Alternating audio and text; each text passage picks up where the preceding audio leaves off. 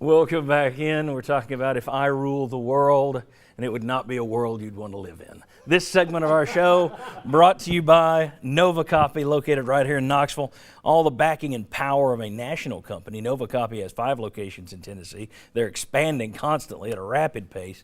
They can be a valuable asset to your business, whether it is a big business or a small business. Save yourself time and money.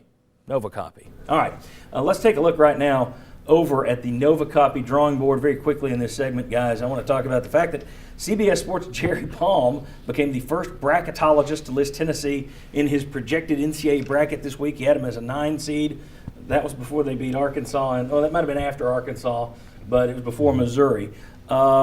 You look at the numbers over there. Tennessee's record 11-5. RPI was 45 last night. It jumped to 51 this morning, but still you're in that 45 to 50 range, which is incredible. Strength of schedule 42, which is very good. Wins against top 50 teams, you got 2 of them, Butler and Arkansas. Losses, VCU number 4, Kansas number 2, NC State number 39. Those aren't bad. You're 2-3 against top 50 foes. Against teams 100 or higher, you're 8-1. You're taking care of business. The only real bad loss on the schedule was the one to Marquette down in the tournament in, where was it, Orlando. Then you look at the top 50 teams still on the schedule.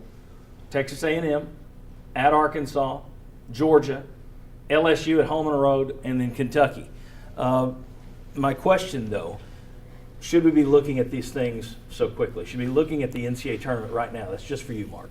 I don't think so. I think we're all excited about what this team just did this week. I mean, we rewind to where we were after that Alabama game. I'd be surprised at that point if we had talking up about a resume for an NIT. Yep. I just think it's too early. But because there is that excitement and you see a lot of winnable games in the SEC, you never know, just as Jimmy was talking about earlier. Yeah, not saying they're getting in, just showing you the numbers. And if right now you got Jerry Palm who's projecting you in, so can't ignore it. Houston. And for the rest of you guys, very quickly, if this team did make the NCAA tournament, and again, it's a long shot and a half, but if it did make the NCAA tournament, is that automatically the best coaching job in University of Tennessee basketball history?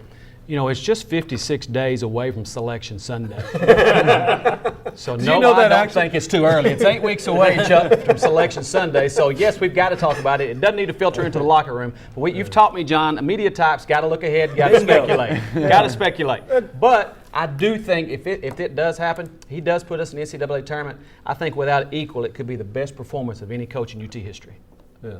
Thoughts, guys? I can't think of a better one. The best one I can recall is Bruce Pearl's first year here, when he took a team that basically got Buzz Peterson fired and got the number 2 seed in the NCAA tournament and made players better than they had been with his system, including Dane Bradshaw that he found a great role for. That would probably be the best coaching job I've seen at Tennessee. And here's why I would say yes. It's not just what he's done with this roster.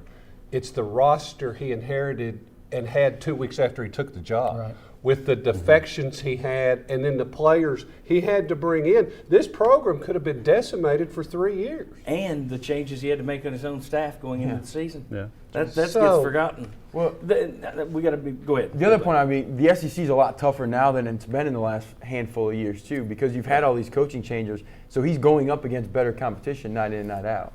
One other year that kind of popped into my head, after Mears left, you had the down year with the assistant who kind of took over in the interim. Don DeVoe's first year, when they beat Kentucky 3 times, went to the tournament. I think they won their first ever NCAA tournament game that year, 1979, 80, or 70. It might have been 78, 79. Man, you're old. I'm too old. I'm too old. No, he just has a good memory. Just wait, Pancrats. All right, thanks to you guys.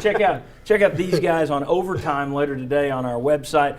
Houston Fancher, Mark Pancrats, we appreciate it. And you can also check them out, Coach's Corner, on sportsanimal99.com. All right, when we come back, Josh Ward is back with us. We're going to quickly run through some recruiting news, some commitments to UT looking elsewhere. We'll discuss that. Come on back on the Sports Source. Follow the Sports Source online at sportsource.tv and on Twitter at SportsSourceTV.